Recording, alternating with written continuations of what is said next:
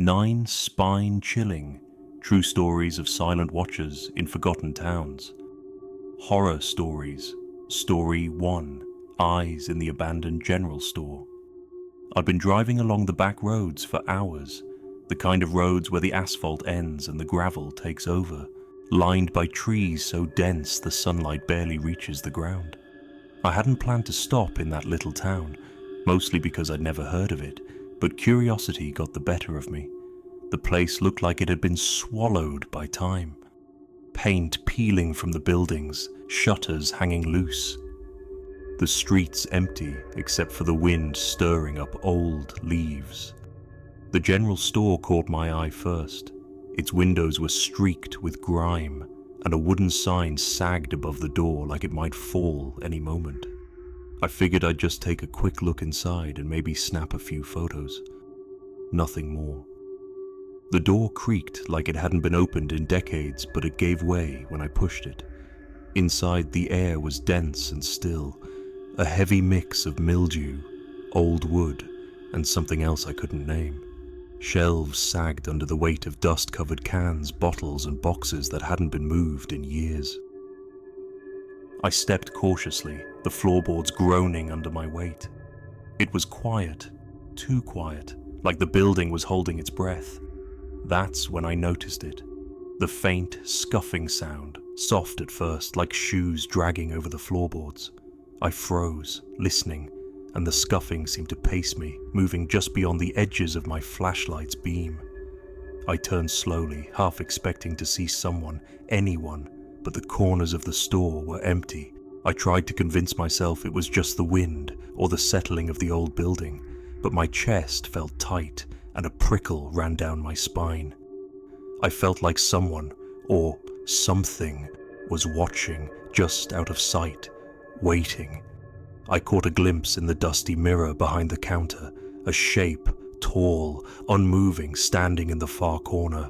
My heart jumped. I blinked, and it was gone. I shook my head, trying to clear the sudden surge of panic, telling myself I was imagining it. But the more I moved, the more I felt it. Eyes on me, heavy and silent, always just behind the periphery of my vision. I edged toward the back of the store, flashlight trembling in my hands. Each step made the old boards groan and crack. The scuffing followed, slower now, deliberate. I started muttering under my breath, the way I do when I'm nervous, hoping the sound would remind me I was alone, but it didn't help. Shadows seemed to cling to the corners, thick and deep, moving ever so slightly when I glanced away. I caught another reflection, this time in the cracked glass of a display case, a dark figure standing by the doorway I hadn't noticed, head tilted, silent. I spun around, and the place was empty again. Panic began to knot in my stomach. I told myself I had to leave, that I had no business being here. As I ran for the door, the air seemed to press against me, heavy and suffocating, like the building itself didn't want me to escape. I shoved the door open and bolted onto the street, gasping for air. My flashlight swung wildly, catching glimpses of the storefronts, broken windows, and abandoned houses lining the street. That's when I saw it, in the window of the general store, the figure silent and still, watching me. It hadn't moved an inch. Yet I knew it had been following me somehow, in ways I didn't understand. I didn't stop running, my shoes skimming over gravel, my heart hammering in my chest. I dared a glance behind me, and the figure remained at the window, unwavering, unblinking. I passed the other empty buildings, the street bending and twisting through the abandoned town, and I felt its gaze on me with every step. My mind raced with questions I didn't want answers to. Who had lived there? Who had watched me? And why? I reached my car, fumbling for the keys, hands shaking. The engine roared to life, and I didn't spare a glance at the town as I pulled away. But the feeling of being watched stayed with me, crawling beneath my skin. Hours later, long past the town, I kept checking the rearview mirror. Sometimes, in the fading light of the day, I thought I saw a shadow at the edge of the tree line where the town had been. It didn't move, didn't change, just lingered, patient, silent, and waiting. I haven't gone back since, but I can still see it.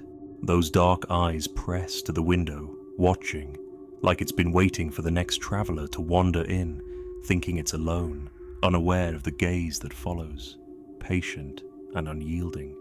Even now, months later, I get a tightness in my chest when I think about abandoned towns, dusty general stores, the scuff of footsteps that don't exist.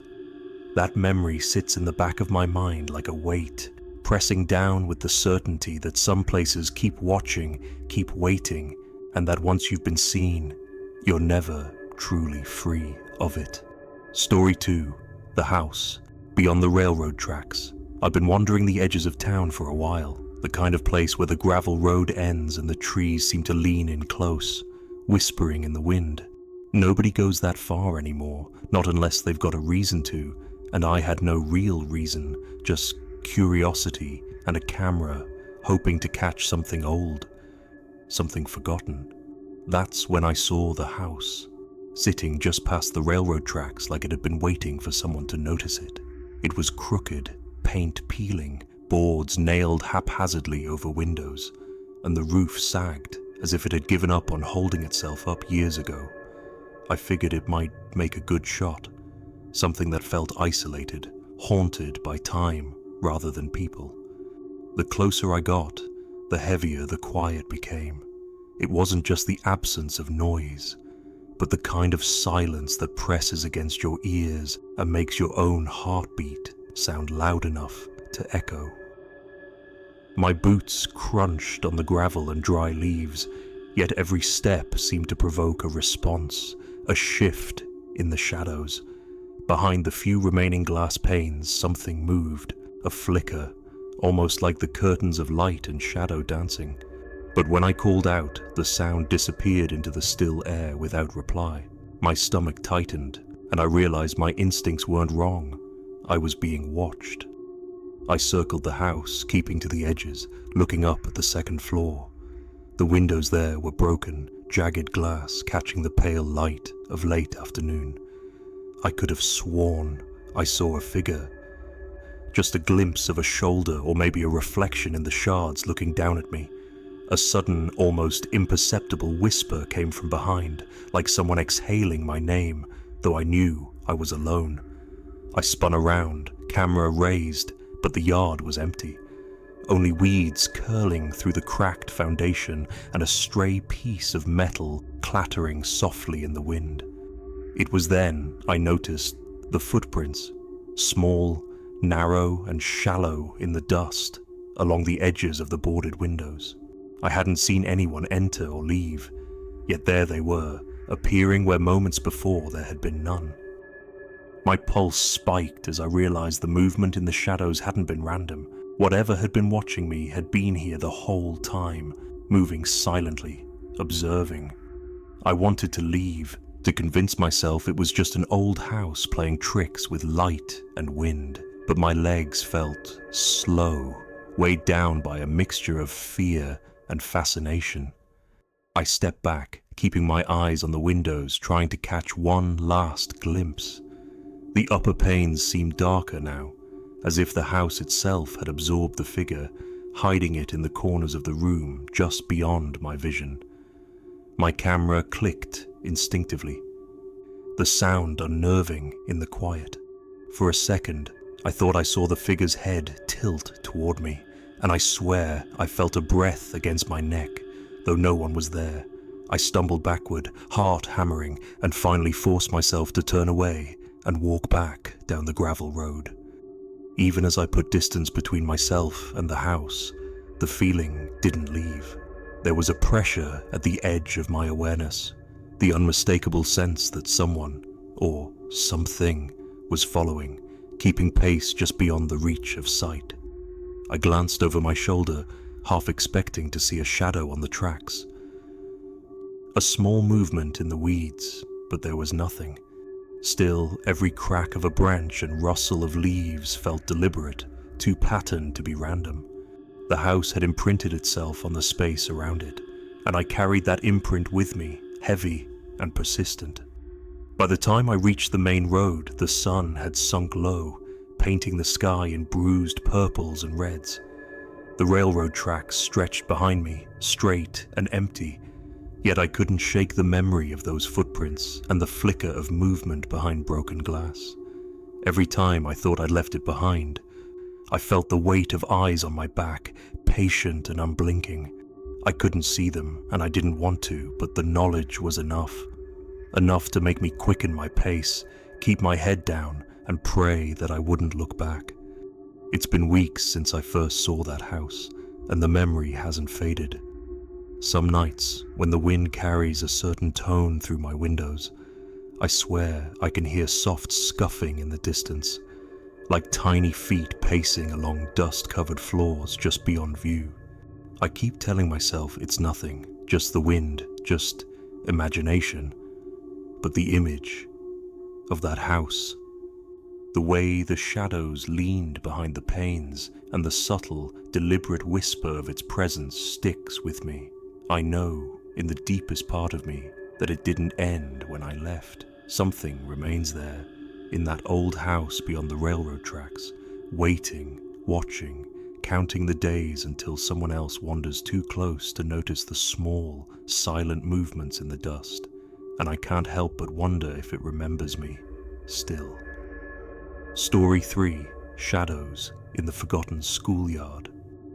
I had driven out of town that afternoon, following a narrow gravel road that twisted through dense forest.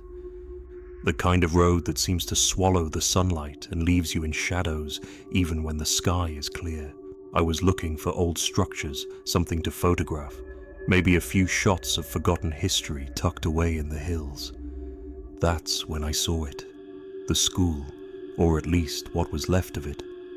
The chain-link fence was rusted and bent, the gate hanging loose on one hinge, the paint on the brickwork faded and peeling.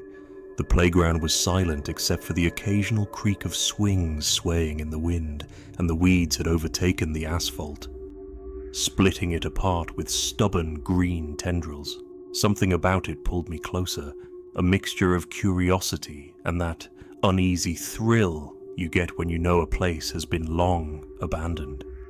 I stepped through the broken gate, camera hanging from my neck, and the sound of gravel crunching beneath my boots felt deafening in the quiet. The swings moved slightly as I passed, though there was no wind to account for it. I stopped near the old jungle gym and glanced toward the classrooms. The windows were jagged with broken glass, dark and hollow. But I thought I caught movement just behind one pane, a flicker, pale and indistinct. My pulse quickened. I called out, my voice thin and uncertain, but nothing answered. Not a sound except for a soft scuffing along the playground gravel, like someone had shifted their weight behind the shrubs. I spun, expecting to see a kid playing a trick, but the yard was empty. As I moved closer to the building, that strange feeling intensified, the sense of being observed, of eyes pressing against me from every corner. Shadows flitted behind the broken windows, sometimes just a dark shape. Sometimes the impression of pale faces staring at me. Every doorway I approached revealed only stillness, dusty floors and abandoned classrooms, yet I couldn't shake the conviction that I was being followed. Footsteps that weren't mine seemed to echo mine, fading whenever I tried to locate them, teasing me, always just out of reach. I called out again, louder this time, and my own voice felt alien in the silence. There was no reply except for the subtle scratching of shoes on stone or gravel, soft and deliberate. The sun was low by the time I rounded the back of the building, painting long, crooked shadows across the yard. I stopped near the edge of the asphalt where the grass had begun reclaiming the playground. That's when I saw it, a figure at the far end, standing perfectly still, barely distinguishable from the shadows behind it. Its posture was rigid, unhuman in its stillness, and it didn't move as I blinked or adjusted my focus. I froze, chest tight and my throat dry. It didn't advance or flinch. It simply stared, unmoving, as if measuring me, as if it had been waiting for someone to wander this far alone. I started to back away slowly, my camera forgotten at my side. The gravel crunched beneath my boots, echoing unnaturally loud in the oppressive quiet, and the figure remained, watching. I tried to rationalize it, perhaps a local kid, someone hiding, a shadow playing tricks. But something about the way it didn't move, the way the air seemed to vibrate around it, told me this was no ordinary visitor. My chest tightened further as I realized I could feel its gaze across the distance, pressing in, heavy and unyielding. The moment I turned and broke into a run, my legs carrying me toward the gate, my heartbeat thundering in my ears, I kept glancing back. The figure didn't move, didn't chase, and yet I felt it following me in some intangible way, the way a shadow stretches with the sun, constant and silent. The rusted gate groaned as I pushed through it and stumbled onto the gravel road, my breath ragged, but I couldn't shake the memory of those eyes, pale and unblinking, rooted at the far end of the yard. Even after I reached my car and started the engine, the sensation didn't leave me. Every time I glanced in the rearview mirror, the playground seemed to linger in my mind's eye, more vivid than memory should allow. That rigid figure, the way it had stood there without motion, the faint scuffing sounds that had mirrored my own steps. It stayed with me, pressing into my thoughts. I tried to convince myself it was imagination, that abandonment and isolation play tricks on the senses, but deep down, I knew that wasn't the truth. Something in that yard had been alive in its observation, patient, waiting, and my presence had been an intrusion it noticed immediately. I've returned since, at least in my mind, replaying the afternoon over and over. The way the light fell through the broken windows, the sound of the swings creaking, the hush that pressed against my ears, and that figure, perfectly still, quietly watching. They haunt me still. Even now when I walk past abandoned lots or old school buildings, a shiver crawls along my spine, and I can't help but glance over my shoulder, half expecting to see a shadow in the corner of the yard, waiting, patient and unyielding. Story 4. The Watcher at Hollow Creek Bridge. The fog was thick that evening, settling low over Hollow Creek like it had a weight of its own. I had been walking for hours along the back roads, following a path I barely recognized when I came to the old wooden bridge. It was narrow, weathered, the planks slick with moisture, creaking under my boots with every step. The creek below was dark, still, and the mist hung so heavy that it swallowed the sound of the water entirely. That's when I saw it, or thought I saw it.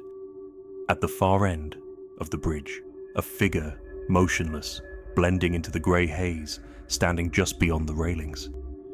I froze, my stomach tightening, telling myself it was nothing more than a tree, a stray branch shaped by the fog. But the shape didn't change, didn't sway, didn't move with the wind like any tree should. I took another step forward, slowly, trying to convince myself I was imagining it. The air was damp and heavy, pressing down on my shoulders and crawling into my chest.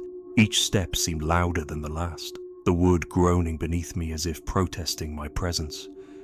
The figure remained, perfectly still, a shadow in the fog, and I could feel a chill crawling up my spine, tiny, invisible fingers skimming along my skin.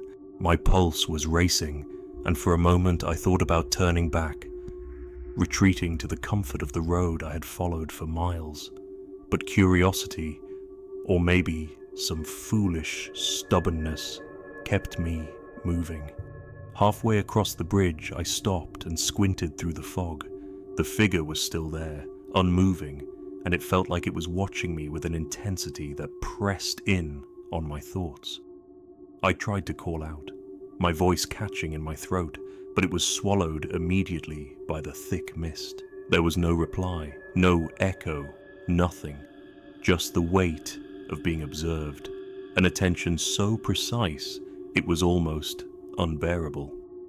I swallowed hard and continued.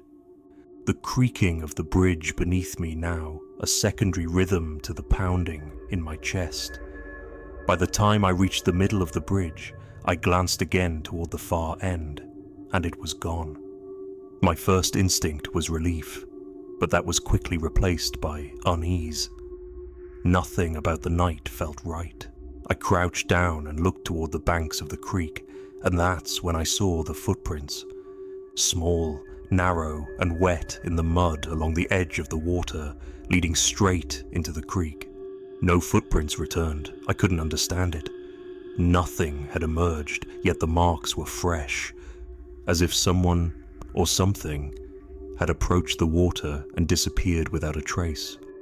I stepped back, fumbling for a rock to throw, anything to make a sound, but the fog swallowed it before it even left my hand. I felt the sensation again, that brush of cold crawling along my spine, a subtle awareness that I wasn't alone. The bridge creaked under the wind, under my weight, under the fog itself, and I felt my eyes straining to catch any movement at the edges of my vision. Shadows flickered in the mist, indistinct shapes that teased me, and I realized that the watcher, whatever or whoever it had been, hadn't truly left. It had simply merged with the night, persistent, patient, just beyond perception. I made my way to the far end of the bridge, boots sliding in the mud, and stepped onto the gravel path. The forest beyond was dense, trees leaning over the road, their branches scraping together like fingers tapping in silence. I kept glancing back over my shoulder, half expecting to see the figure standing there, as still as before, waiting. Each step felt like it carried me deeper into a world where the fog and shadows had rules I didn't understand, a place where observation alone was enough to terrify. By the time I reached my car, the sun had fully disappeared, leaving only a bruised sky and the encroaching black of night. I sat behind the wheel, heart still racing, and watched the fog curl along the creek in the distance. I couldn't shake the image of that motionless figure, or the footprints that led into the water as if someone had walked into a void. That night, every sound, the rustle of leaves, a twig snapping, the far-off call of a night bird, seemed amplified, as though carrying the weight of eyes that had followed me from the bridge, just at the edge of vision. Even weeks later, the memory lingers. Sometimes, on quiet nights when the wind presses against the windows and the shadows stretch long, I feel it again, that same prickling on my skin, the subtle awareness of a presence unseen. I know I was watched on that bridge, and I know in the deepest part of me that the watcher didn't leave when I did. It remains in the fog, in the shadows, in the edges of perception, waiting, patient, unyielding and always just beyond sight, reminding me that some encounters in the hills aren't meant to be understood, only endured. Story 5, Lantern Light in the Deserted Cemetery.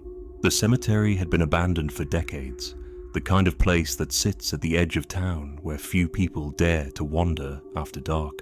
I found myself there one evening, drawn by the skeletal trees silhouetted in the moonlight and the quiet that pressed down over the gravestones.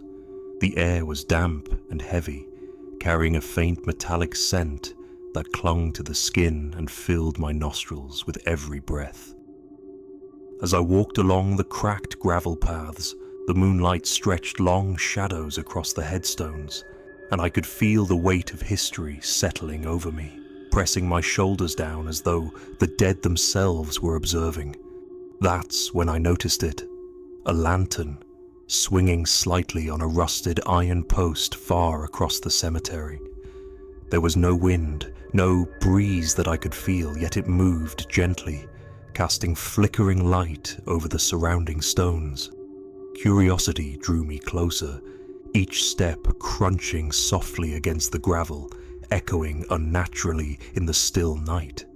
The closer I got, the heavier the air became, thick and suffocating, like it had soaked in decades of silence and waiting. I felt, rather than saw, that someone or something was aware of me. A gaze pressed into the back of my neck, subtle but unmistakable, making the hairs along my spine rise. The lantern's light danced over uneven rows of headstones, catching glimpses of cracked marble and worn inscriptions. Shadows seemed to shift and lean closer at the corners of my vision, but whenever I turned my head, nothing was there. The whispers began then, faint and broken, like fragments of words carried on the breeze, but they never formed a sentence, never coalesced into something comprehensible. I froze, listening, trying to convince myself it was the wind moving through the dry branches or the echoes of distant traffic, but my instincts screamed otherwise. I had the feeling I wasn't alone, not in the literal sense, but in a presence that observed patiently, unmoving, yet fully aware of my every move. I circled among the graves, my footsteps deliberate but cautious, keeping the lantern in sight. It swung in rhythm with some unseen pulse, illuminating a space that seemed just a little too empty, yet alive with tension. Every now and then, I thought I glimpsed a figure in the shadows between the headstones, just a hint of shape that disappeared when I focused. My stomach churned, a pit of unease settling deep within me. I tried to calm myself, telling myself it was imagination, exhaustion, the mind playing tricks in the dead of night, but the sensation of being watched only grew stronger. Time became difficult to measure as I wandered among the graves. The lantern swayed gently, casting elongated shadows that stretched and recoiled over moss-covered stones. I heard the whispers again, closer this time, just behind me, brushing against my ears. But when I spun around, the space was empty. The feeling of eyes, patient, unblinking and persistent, pressed at the back of my neck and shoulders, and I began to move faster, though not running, not yet, afraid to provoke whatever presence lingered. I knew instinctively that flight might not matter, that the watcher could follow in ways I could not perceive. Eventually, I reached the edge of the cemetery, where the gravel gave way to overgrown grass, and the trees thinned toward the open road. My chest heaved with shallow breaths, and I dared to glance back over my shoulder. The lantern was still there, suspended in the moonlight, swinging gently, perfectly still in its motion. It seemed to regard me, to wait, patient, as if it had been waiting for anyone to wander close enough, knowing I would come and go, yet never truly leave. A shiver crawled down my spine. I stepped onto the road and continued, keeping my eyes fixed forward, but even as the cemetery faded behind me, the feeling of being observed lingered like a shadow pressed into my memory. I've thought about that night often, even in the safety of my home. The image of the lantern burning steadily in the distance etched into my mind. It wasn't a place haunted by ghosts in the stories, not in the way a child would imagine, but by a presence patient, silent, and watching, existing in a stillness that feels alive. Every so often when I walk past a darkened yard or a cluster of trees, I feel that same weight at the back of my neck, the faint pressure of eyes lingering just out of sight, reminding me that some places never forget, some watchers never rest, and the quiet of the abandoned holds a memory that will not release those who dare to intrude. Story 6. Silent Figures in the Dismantled Factory.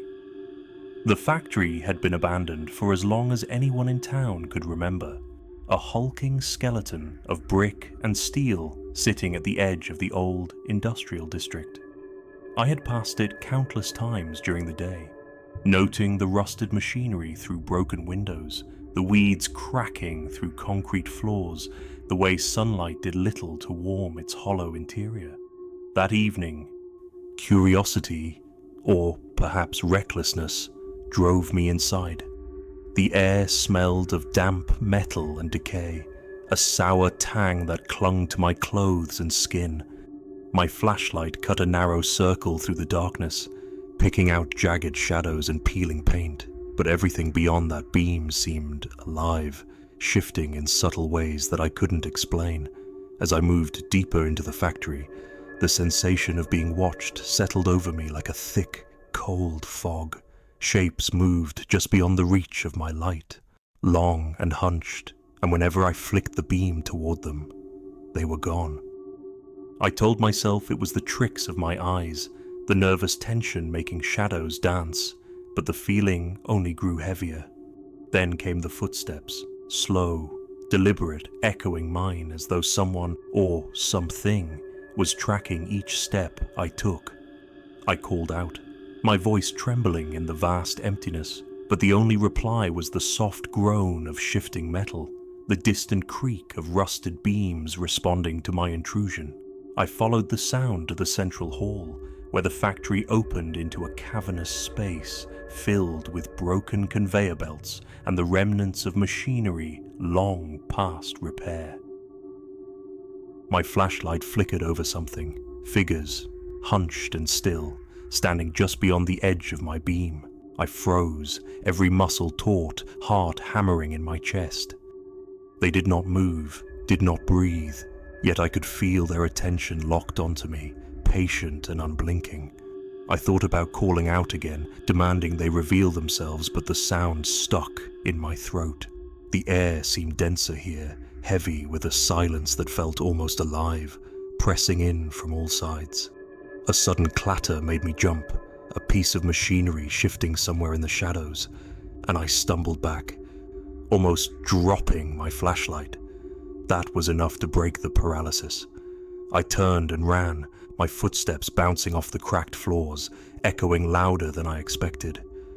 The warehouse seemed endless, each corridor stretching into darker, more oppressive spaces, and the footsteps followed. I didn't dare look back, fearing what I might see, but I could feel them, just behind me, keeping pace, deliberate and patient.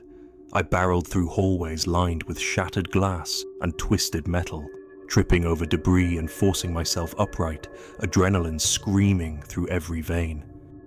The air grew colder as I approached what I thought was the exit, the faint light of the street beyond flickering through a gap in the boarded windows.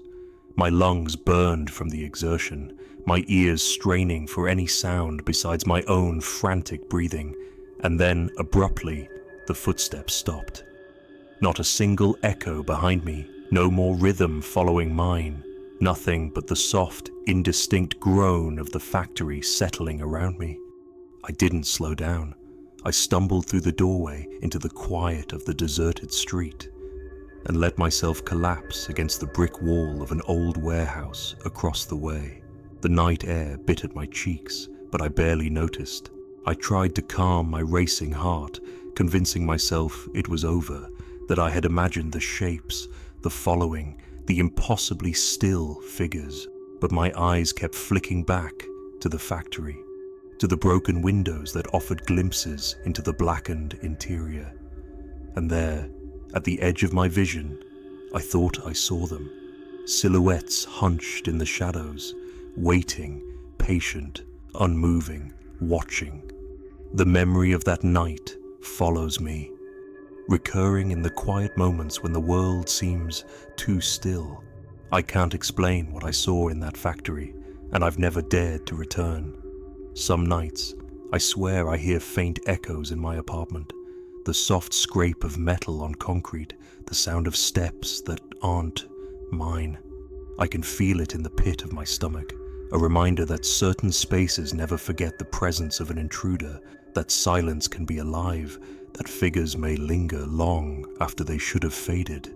And though I've tried to rationalize it, fatigue, nerves, imagination, the certainty that I was watched, that I was followed, lingers like a shadow across my memory. Even now, when I walk past old industrial ruins or abandoned buildings, I catch myself scanning for movement, imagining shapes at the edges of my vision. I never linger. The thought of going back to that factory to see whether the figures would be there again is unthinkable. The fear isn't just in what I saw, but in what I didn't. The patient, silent observers whose intentions, if any, I could not discern.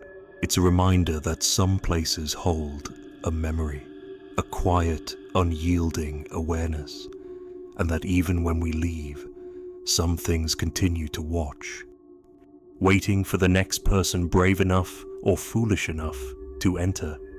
And so the factory sits, empty by day, its broken windows staring into the world like eyes, its floors cracked and machinery rusted. But I remember that in the darkness of those halls, in the absence of wind and sound, the silent figures remain, patient and still, marking anyone who wanders close with their unseen attention. I don't know why they are there, what they want, or whether they are truly human, or what memory has preserved them in that place. I only know that I felt them, that their presence pressed into me, and that night will stay with me forever. A weight in my chest, a quiet reminder that some abandoned spaces are never truly empty, and some watchers never leave. Story 7. The Empty Diner on Main Street. I had been driving through that stretch of road more times than I could count, yet something about the diner at the edge of town always unsettled me. The place looked abandoned from the outside, a low, squat building with peeling paint and a neon sign that buzzed intermittently, sputtering its last few letters into darkness. That evening, fog had rolled in thick from the hollows, curling along the asphalt like fingers trying to drag me in. I slowed, drawn by a mix of curiosity and the craving for warmth. The hum of the diner's faulty sign, the only sound in the near-empty road. Parking near the entrance, I noticed the glass windows were smudged, obscuring most of the interior, but from the corner of my eye, I thought I saw movement. I told myself it was just a trick of the fog, or maybe the wind brushing against a poorly hung curtain. Pushing the door open, the bell jingled softly, though it felt muted, swallowed by the stillness inside. The air smelled faintly of stale coffee and something older, something sour, the kind of odor that makes your throat tighten without realizing it. The diner was small, tables lined in neat rows, chairs tucked in like they'd been waiting for someone who never arrived. The lights overhead flickered, casting shadows that shivered across the walls. There was a counter, the surface worn and chipped, and behind it stood a woman, or perhaps it was a woman, motionless, waiting. She never blinked, never smiled, her face just as still as the air around her. I cleared my throat, and the sound seemed impossibly loud, bouncing off the walls and echoing into corners where light barely reached. "I'll have coffee," I said, voice cracking, almost pleading with her to break the silence. She didn't respond. Her eyes were fixed somewhere beyond me, unblinking, unyielding, and I realized she hadn't moved a single muscle since I'd stepped in. I watched her hands, her arms, searching for the tiniest twitch, anything human, and found nothing. A cold prickle ran down my spine. I wanted to laugh at myself, to make light of the tension building in my chest. But it wasn't that kind of fear. This was quiet, creeping, the kind that seeps into your bones without a single warning. From the corner of the room, I glimpsed it again, a shadow, thin and shifting, lingering just out of reach of my flashlight. Or maybe it was just the dimmed overhead light. I told myself I'd imagined it, that my eyes were playing tricks on me. But the sensation of being watched was undeniable, a pressure in the back of my skull, a gaze that followed my every move. I lifted the coffee cup to my lips, but my hand trembled, spilling a few drops onto the sticky table. I glanced at the counter and she still hadn't moved, still staring somewhere beyond me, and that's when I noticed her reflection, or perhaps it wasn't hers, flickering in the glass behind the counter, a ripple that didn't match the stillness of her body. I tried to focus on the details, tried to make sense of it. Maybe it was some kind of art installation, a joke, a prank left behind by someone cruel. But even then, it didn't explain the sensation crawling up my neck, the subtle noises that seemed just beyond hearing. A shuffle, a faint scrape, as if the room itself was exhaling in slow, deliberate rhythm. I wanted to speak again, to ask her why she didn't move, but the words wouldn't come. Fear had lodged itself in my throat, and my body refused to act, refusing to acknowledge what I already knew. I was not alone. The shadow in the corner shifted again, more purposefully this time, and I froze, every instinct screaming to leave. My coffee had grown cold in my hand, forgotten, as I watched the darkness stretch and contract along the walls, like some living thing observing me just as intently as I observed it. I could hear my own heartbeat thudding in my ears, and I felt it echo through the floorboards, through the walls, as if announcing my presence to something that had been waiting patiently for a long time. I considered running then, bolting through the door and back into the fog, but some part of me was riveted, unable to look away from the impossible stillness of the room, from the unnatural patience of those silent figures. Finally, I set the cup down, the clatter sounding unnaturally loud. The shadow recoiled slightly, or maybe it was me recoiling, and I realized that movement, any movement at all, had consequences here. I could feel it. The room seemed to tighten, to shrink around me, compressing the air until each breath felt like an effort.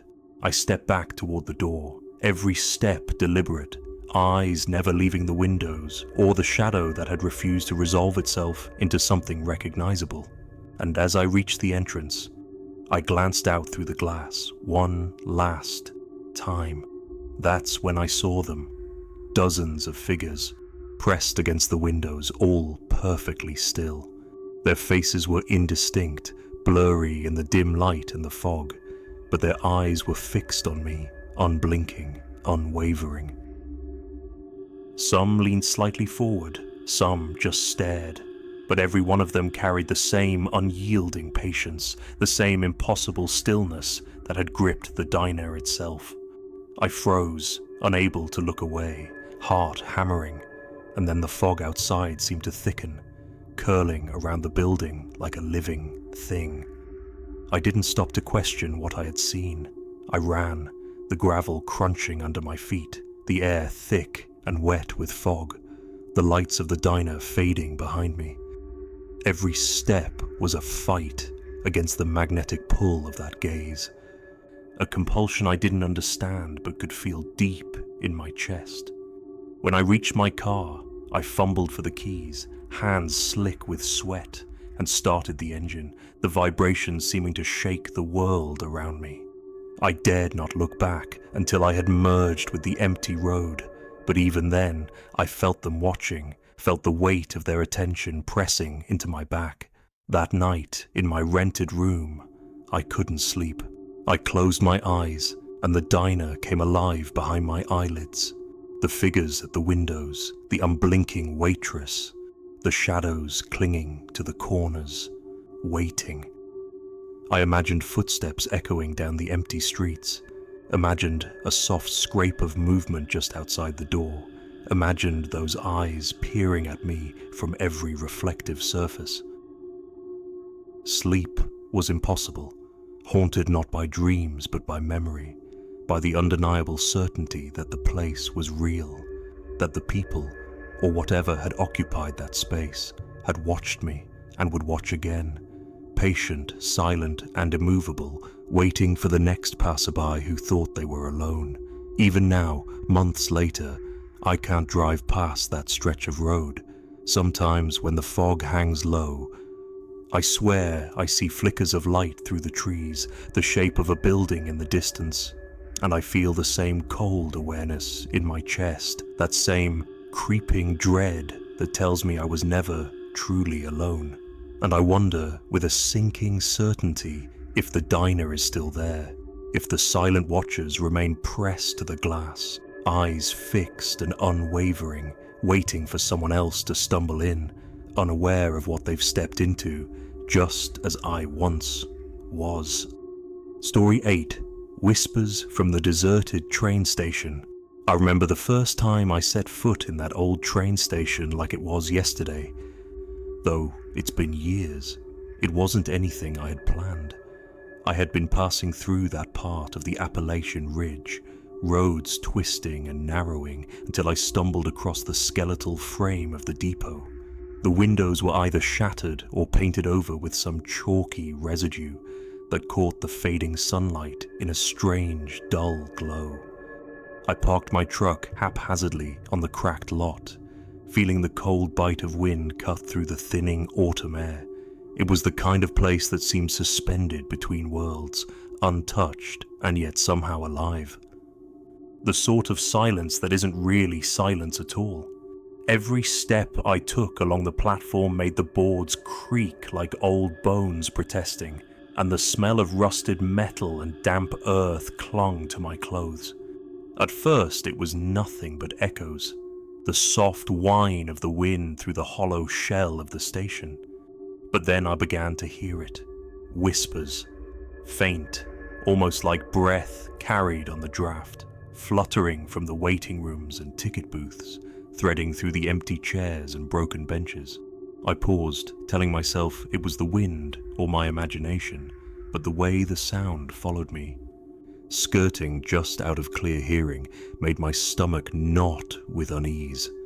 The further I walked, the heavier the air felt, thickening around my chest like some unspoken pressure. I glanced at the train cars sitting idle on the tracks, their doors warped and gaping. For a brief, terrible moment, I could swear I heard slow, labored breathing coming from the darkness within them, but when I stepped closer, there was nothing, just rust, debris, and the low groan of metal responding to the breeze. I turned a corner toward the main waiting room, flashlight trembling in my grip. The beam cutting a narrow swath through shadows that seemed almost too solid. There were shapes shifting just beyond the edge of vision, quick, subtle, gone the instant I tried to focus. I could feel them though. I don't know how else to explain it. The way a forest can feel alive when no animals are in sight, like the trees themselves are watching. My own footsteps echoed back at me in uneven rhythm, and somewhere behind me I thought I heard another set answering, slow and deliberate, exactly matching mine. I stopped and called out, my voice cracking in the hollow space.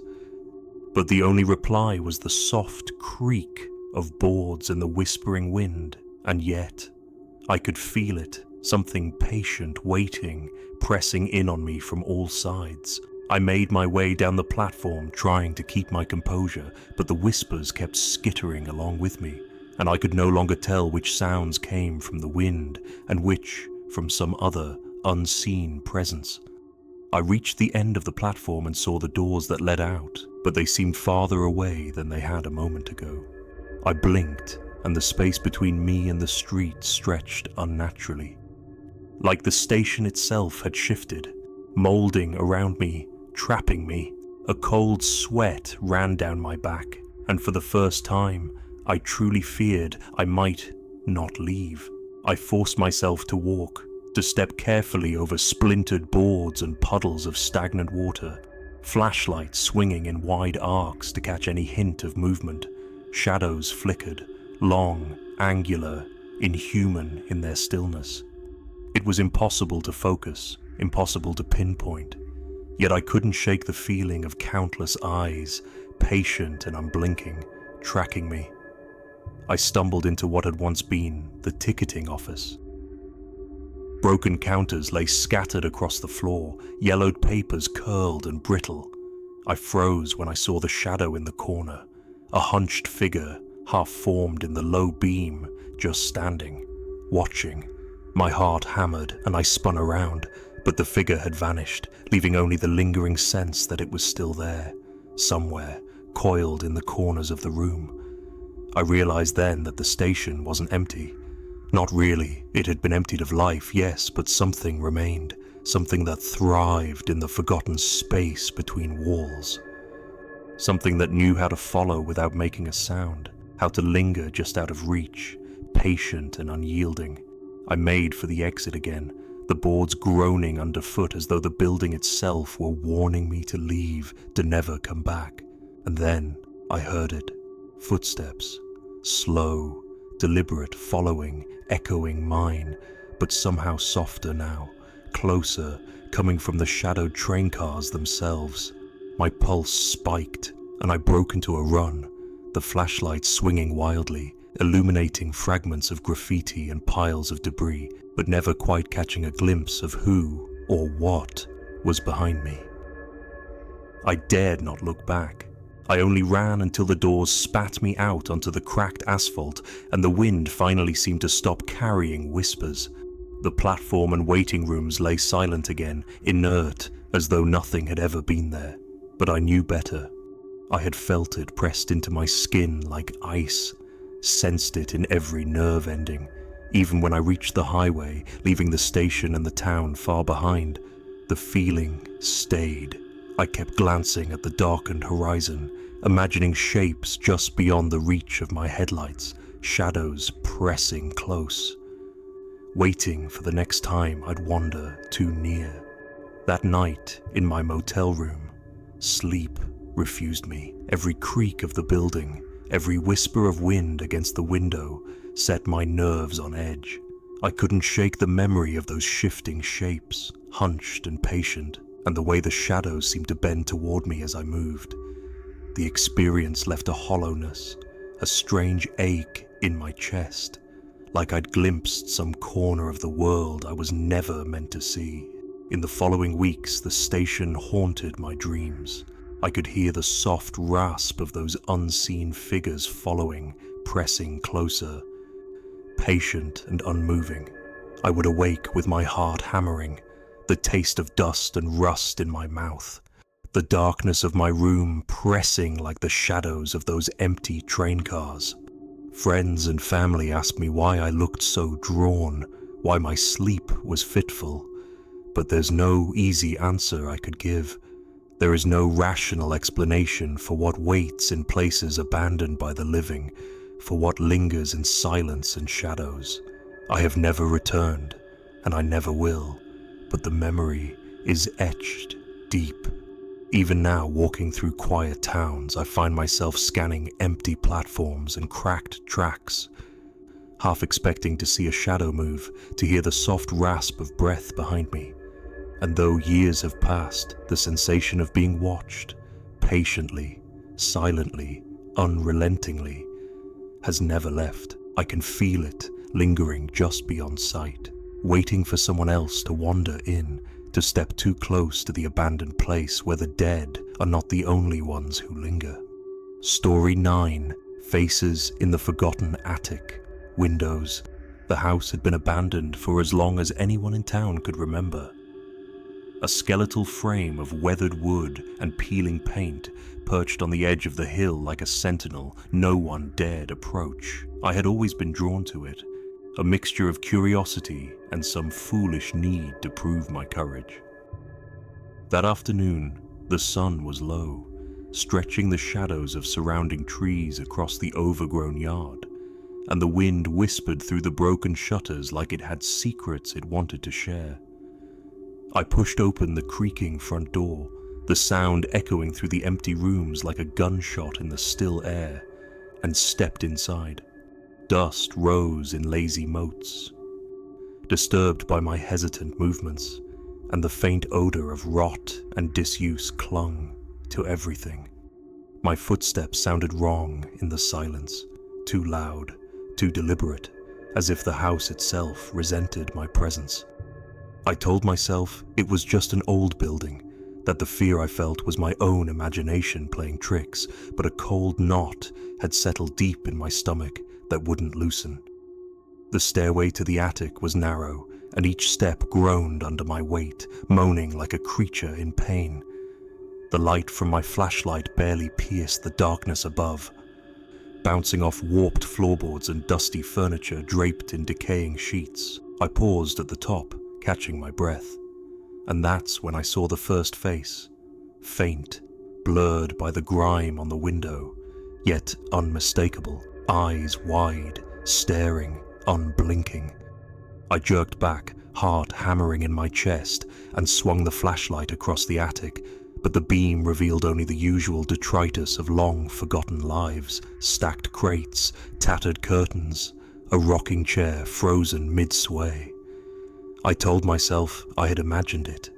Old glass, tricks of the light, reflections off the dust. Still, the chill remained, creeping up my spine like the icy fingers of some unseen hand. I moved closer to the nearest window, trying to convince myself that it was nothing, and then I saw another face, pressed to a different pane of glass, closer this time, closer than I would have thought possible. I stumbled backward, tripping over a loose floorboard, and the sound of my fall reverberated through the attic like an alarm. My flashlight flickered in my shaking hands, and when I raised it again, there were more faces, dozens of them, faint and translucent in the dim light, eyes locked on me. I tried to look away, to tell myself that it was only my imagination, but something about the way those eyes followed me made it impossible. Every move I made was anticipated, every breath counted, as if the house itself, or whatever lingered inside it, was alive, watching, waiting. I turned to retreat, but the hallway seemed longer than I remembered, the walls narrowing as if to keep me contained. The faces multiplied in every window I passed, each one identical in its stillness, its unblinking intensity. I could feel their gaze pressing into me, heavy and inescapable, and my sense of reality began to blur. The attic, the house, the very air seemed to pulse with the presence of something that did not belong to this world. I whispered to myself, calling out that it was nothing, just old wood and glass. But the sound of my voice felt foreign, swallowed by the oppressive quiet. I turned one last time toward a window and froze. One of the faces was moving ever so slightly, tilting its head as if to study me more closely. The smallest motion, almost imperceptible. Yet it was enough to shatter any rational thought I clung to. I bolted, tripping over debris, slamming into the walls. Desperate for the stairs, desperate for anything that led me out of that suffocating presence. The descent was brutal, each step threatening to betray me with another groan, another warning from the house itself. My lungs burned, and my heart felt like it would burst from my chest, but I forced myself onward, down and down, until I could see the faint light of the front door at the end of the hallway. My hands shook as I gripped the doorknob, cold sweat coating my palms, and I wrenched it open, stumbling into the yard. I collapsed onto the damp grass, chest heaving, eyes darting back to the house. For a moment, the world felt normal again, trees swaying in the wind, distant birds calling, and I told myself it was over, that I had escaped the nightmare that had gripped me inside those walls. But then I looked up, toward the attic windows, and the faces were there again, hundreds of them, pressed against the glass, unmoving, patient, unblinking. They were waiting, and I realized with a sinking certainty that they had never left me, that they had been watching from the moment I first crossed the threshold, following me with a patience I could not understand, a hunger I could not name. I left the hill behind, walked for hours without a destination, and even when I returned home, the images haunted every corner of my mind. I thought about the faces late at night, how their eyes seemed to burn into me even when I closed my own, and the sound of the house creaking in my memory. The subtle, almost imperceptible groans that seemed to echo in my skull. I avoided that road for weeks, then months, but the pull remained, an unspoken thread tying me to the attic, to the silent observers who never spoke, who never moved, but whose presence was as real as the ache in my bones. I began to notice shadows out of the corners of my eyes in places that should have been safe, fleeting shapes at windows, in alleyways, shapes that vanished when I looked directly at them. I told myself it was paranoia, the lingering effect of fear, but I knew better. The house had marked me, and the faces had not forgotten. They were patient. They were waiting. And though I never returned to that hill, I understood now that some places, some presences, linger far longer than the flesh and blood that first encounter them.